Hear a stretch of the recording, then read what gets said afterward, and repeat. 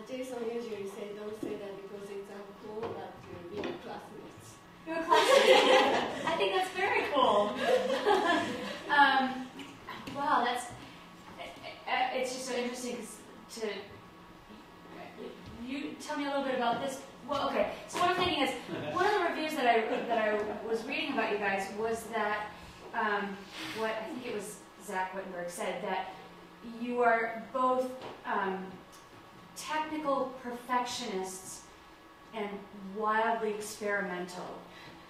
Right? Does that sound right or close? So yeah, we're pretty perfect.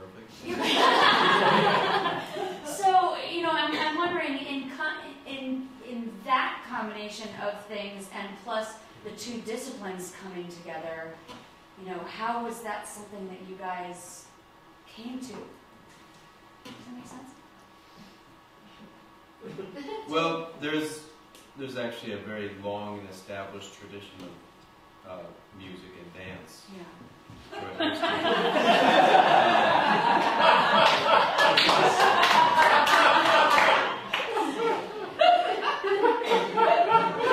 Hi on the host. Yeah.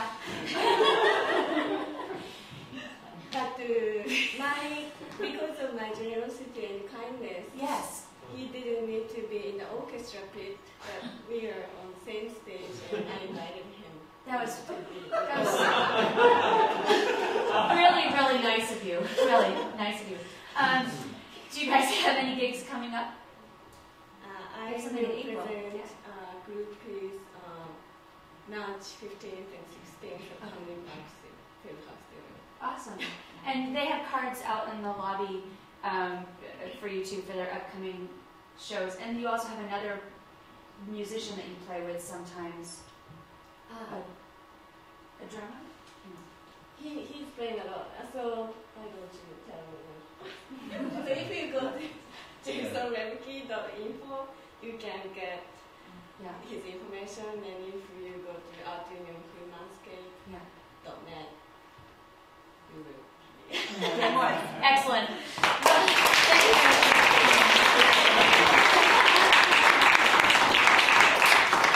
Very cool. And last this evening, I did want to tell you one other thing. We had a visual artist for the first time this month, which I'm really excited about. And then her name was Frankie Zila, and she's an incredible artist, and she used to be my manager when I worked at O'Donovan's bar for like 3 years on Irving Park and Hoyne. But she couldn't be here because her assistant manager that was supposed to run the restaurant tonight all of a sudden couldn't see out of one eye. So she's like, I have to stay. But I hope so too. It's kind of a big thing. It is a big thing. She was really upset about it. When you're in the lobby, as you're taking a look, she's got, I think, 5 pieces out there. She's working a lot right now with found window panes and then painting, and she works a lot with Gerber daisies and wine bottles. I don't know where she gets the wine bottle influence. But take a look. I just think that they're really gorgeous, and she's got a card too. That's her website, franklyart.com. It's on our website too. It's on our website too, yeah. And she's a pretty cool chick, in addition. So last this evening, we are very proud to have Ebony Joy, who is actually a new Halcyon artist in residence. So we're excited. That's another thing we want to do, is to get you to meet some artists in residence each month. And performing with her is Sean, whose last name I never actually got. Huh? Tucker. Oh my gosh, there's a voice from the back of the... Sean Tucker. Sean Tucker, ladies and gentlemen.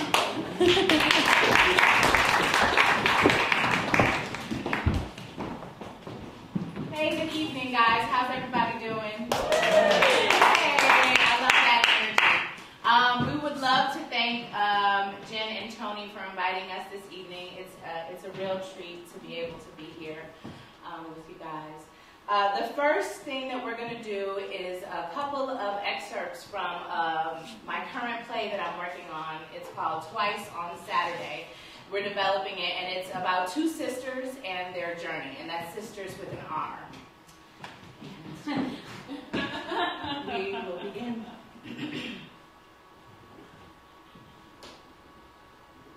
They come crowding round me, laughing, asking me if I miss my mama, grabbing at my clothes, watching my eyes, praying they might be lucky enough to witness a tear or two.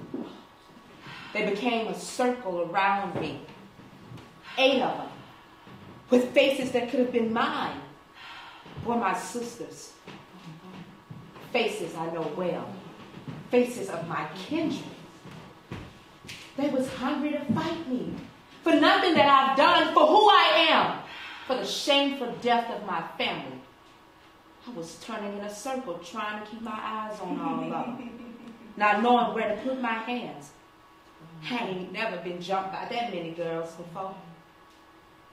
One of them had a can of red spray paint. Said they came to tag me.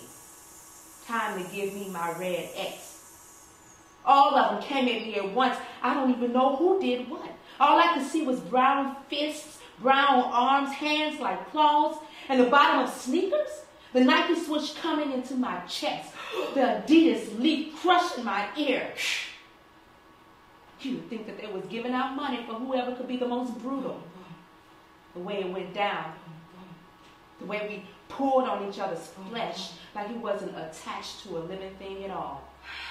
The way we got to working, concentrating on harming perfectly. Could none be heard but our breathing, our grabbing, our tearing and tugging. Nobody needed to be persuaded, egged on, coached. It was like we were trained for this moment. The sky was on my feet, and I was sucking on bloody air. When winter came crashing in on summer and the seasons double-dutched over our heads until winter got fed up with the game and sent some of his wind on us. Who was that? God? Mama. Who whipped that bitter, icy wind on all them bare legs and tank-top arms, pushing their birds back into their mouths, unballing their fists, pulling their hands away from me unto themselves, taking their eyes off me and putting them on the sky. And they knew it was a message as much as I did. Scared them enough to send them running home, barely able to bend their legs. They were so stiff with goosebumps in the middle of a July afternoon. Was that you, Mama? You got my back way up there? Shit, somebody do.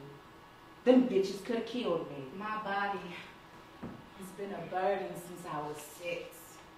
I got breasts when I was 6. Not real breasts, not perky domes. No, I got sluggish weights that rested on my belly. A belly that busted buttons and rippled as I walked. I couldn't run. My legs wouldn't unstick to run. Even at 6. Boom! Boom! Boom! As I walked, as I moved, the kids, they go, boom! Boom! Boom! Behind my back, in the halls, on the streets. Boom! Boom! Boom! Then laughter. My daddy, my sisters, my aunts, my uncles, my neighbors, they all told me, stop crying about it. Stop crying about it. Crying ain't gonna fix shit. Crying ain't gonna You need to beat their ass. Learn to beat their ass, then they're gonna stop picking on you. You'll see. So I learned to make the perfect fists. Hard, tight, heavy, like a rock. And I practice my punches everywhere. You know, practice sideways punches and punches from the air and punches from the ground. But nobody ever got me on the ground. Punches were too strong, too perfect for that. The first one to get it was Dwayne Parker. He was 12, I was 10. We was in front of the building when he started in on that boom, boom, boom shit. I went straight for his face. I worked on it real good. I busted his lip. broke his teeth, shifted the bloody nose on his crying face.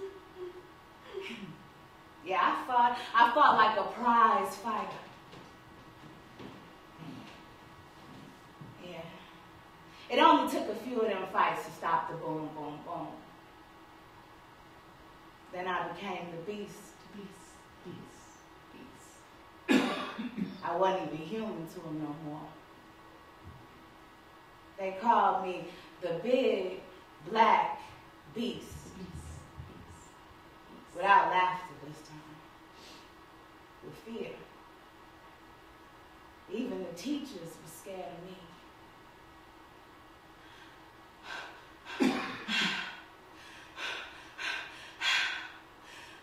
I found two of them walking home from the store, laughing, looking happy, looking lovely, looking like they had no reason to fear being on the street. Like I wouldn't be coming back for them. They met my blade before they met my eyes. But they saw both of them, my tears, my grief for all that was before that moment. Don't matter though. I still handled my business, and bravery ain't got shit to do with will or want or redemption. You think skin would resist the slice of the blade? But it did. It was like their faces were waiting for it. The way they broke free from the other side of themselves, like butter. Like butter. Easy. Like warm butter. I cut their faces. From the top of their foreheads down to their chins in a smooth vertical slice that made each of their lips 4 instead of 2. Like butter. Like butter, baby. It went more places. The blade into their bodies. I don't know where. By that time, I was fighting, falling over groceries and just cutting, sticking, splitting any parts of them in my path. They know it was me. Not that I was hiding. But people saw, shook their heads, hollered a bit, pointed as I fled that scene. But they saw it was me. Saw my bruises, saw my eyes, saw that there is a line, a limit to what one can take before they start screaming, crying down the street, cutting up on pretty girl faces. So thank you guys.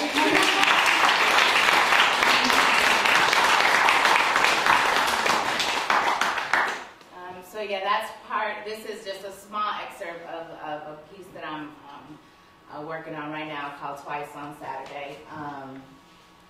And then we just wanted to end this evening with taking a moment to think about our brothers and sisters, our neighbors who got affected by the tornado this last week. I'm not sure how many of you guys have heard about that, but Maryville and some of Indiana got totally wiped out. I think the tally right now is 37 people who lost their lives, and countless others who are putting their pieces back together. So, you know, when things like that happen, I think for us it's, you know, we don't realize how lucky we are to have the people who we love and the things that we love and cherish. To know that we're going to go home and they're still intact is such a blessing. So this last song, we just wanted to send out to all the folks that are putting their lives back together.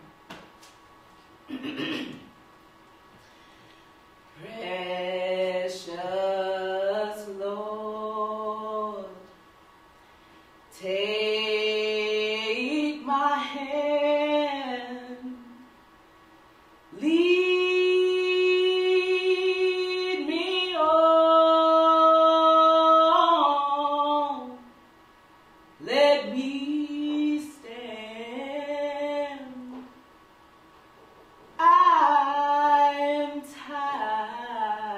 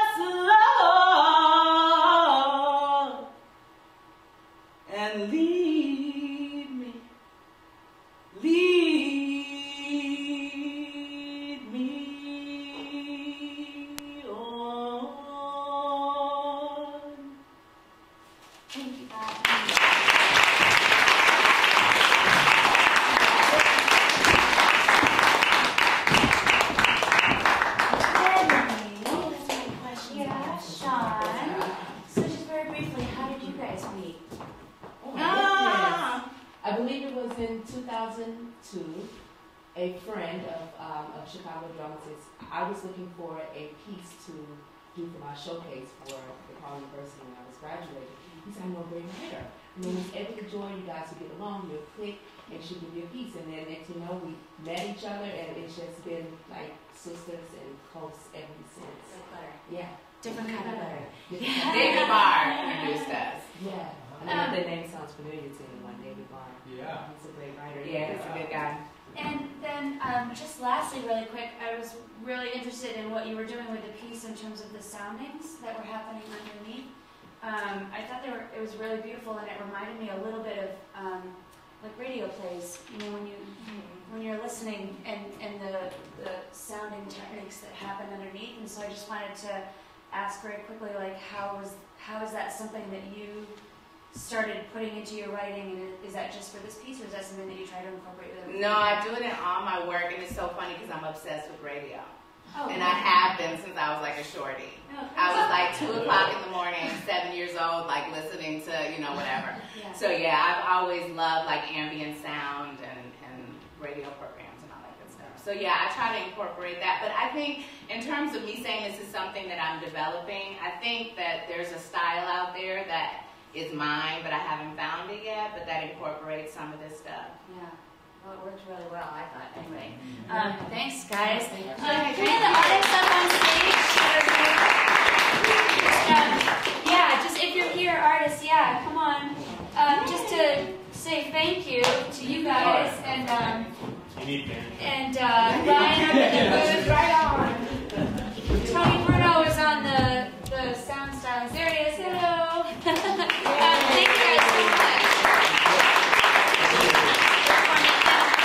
And just so you guys know, I curate the festival, and I'm always looking for acts. So just reach out to me through the website janethalcyontheater.org, or let me know, because there's a lot of stuff going on in Chicago. It's a big place, and I would love to have as much of it as possible up here. So thank you guys for coming and for staying, and thank you for performing. Have a nice day.